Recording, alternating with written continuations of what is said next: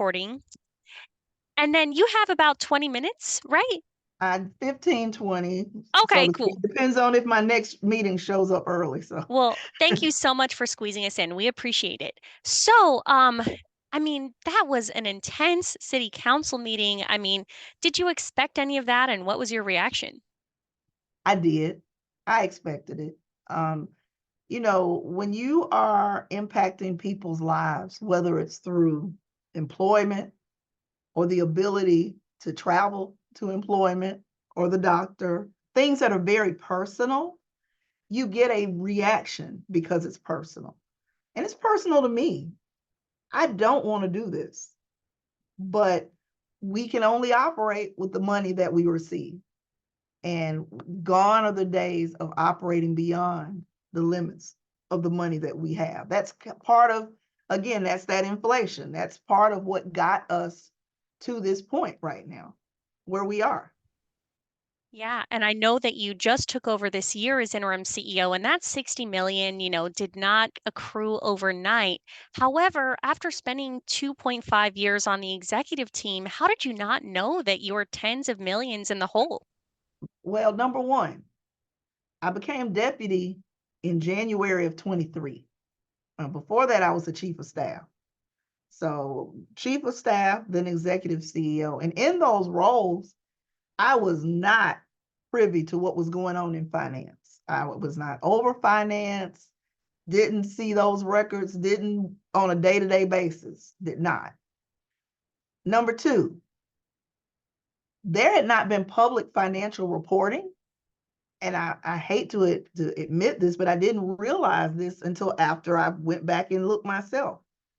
There had not been public reporting of the financials for MATA since May. Now, I became deputy in January, and May was literally the last time public financials were reported. The CFO was terminated in October of that year, and there was no CFO from October until I took over as interim CEO. I hired Hamish Davison of JS Hale to be our external CFO because I know what prudent business practices look like. And I know you got to have a CFO, whether it's internal or external. And I tried to get a reputable organization, a national firm as well, to come in and help recreate those financials so that we would know where we were going. So that's the truth of the matter. Did I know things were tight? I knew things were tight, but I absolutely did not know the depth of how tight things were until we were able to get the financials recreated by Mr. Davison, and also prompted by the letter from the comptroller's office, which addressed the prior FY23 budget in a statement of net position. Do you expect that that 60 million was built over the course of 5 years, 10 years, 20 years? Do you even know? It was, I believe that it was really at least over the last decade. The deficit has been at various depths over time, over the last 10 years. And really, COVID came in and plugged the hole. Okay. And this is what a lot of transit agencies are going through all across the country. You can look at Louisville, you can look at other entities, Vancouver. COVID money dries up, then you're back to reality. And that's what's happening here at MATA. We're back to the reality that we were actually, unfortunately, racing towards pre-COVID. It delayed the inevitable.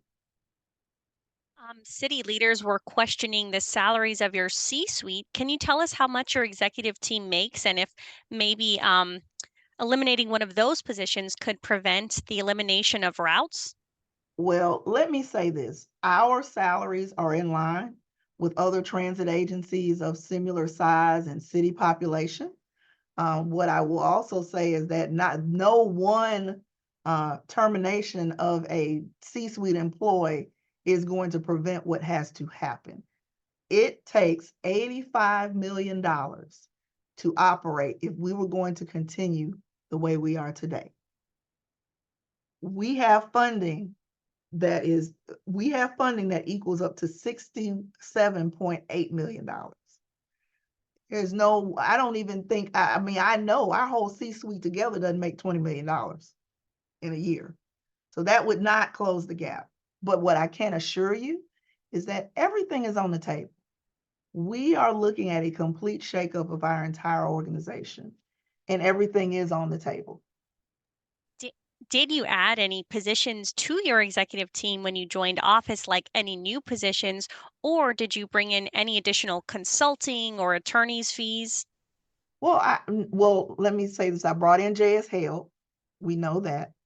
I brought in another group of consultants to help us through. The day before I became the interim, I received the results of our triennial review, which is an audit from FTA that looks at our grant management, our procurement practices, and all of that. We had several findings with that. We did not have a good triennial review, and I just learned about it the day before I took on this role. So I did bring on additional help because that is our roadmap in terms of how we operate on the administrative side. And it was very important that we addressed any issues. So I did bring in some additional help there to help us through that. And I'm proud to say that there were 27 findings. Imagine you're about to take on a challenge, and before you even get there, you find out you got 27 findings. So I'm proud to say that because of the work of our team, along with the consultants, we've got all 27 of those findings addressed, and we're proud of that. And we're working now to ensure that we're never, ever, ever in that position again. And so things like that, but bringing on that type of assistance is not out of the ordinary. It's really how transit agencies, and I've worked in several and had exposure to many, that's how they operate.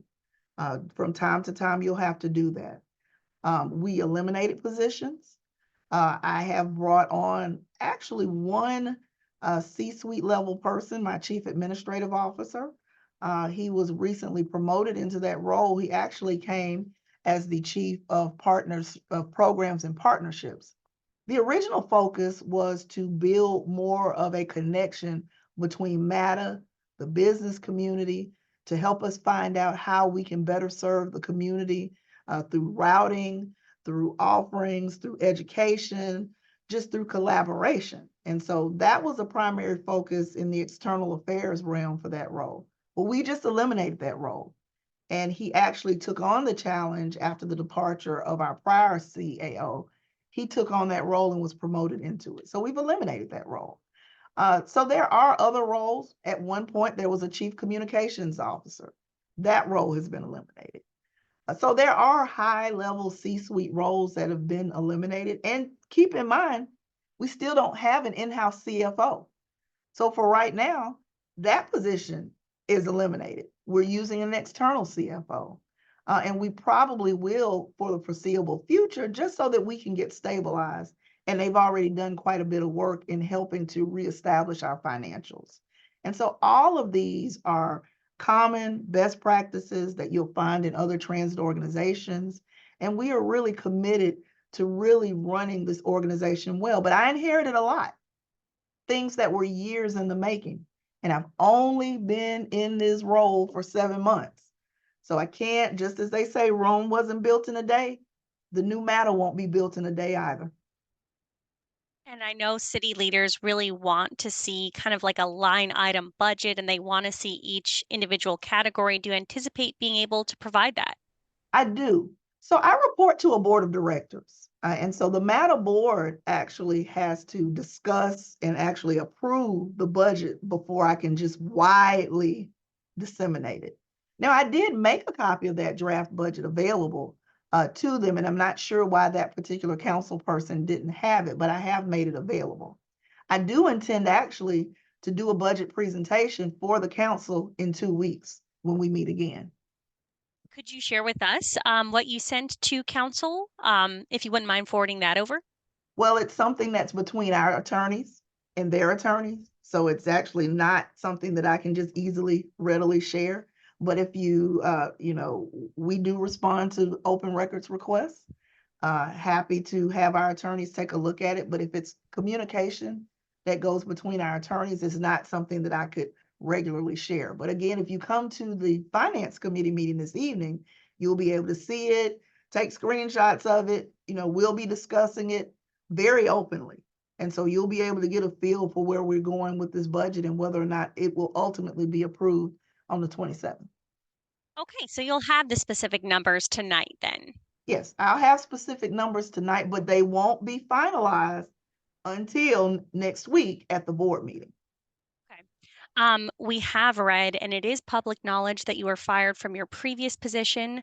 I've heard allegations of overspending, which you, of course, deny. But what would you tell the taxpayers of Shelby County as a manager of public funds? That I absolutely have always been committed to being a good steward of public funds. I think you know, because you've been around for a while, that sometimes people see things and they don't quite understand what it is they see.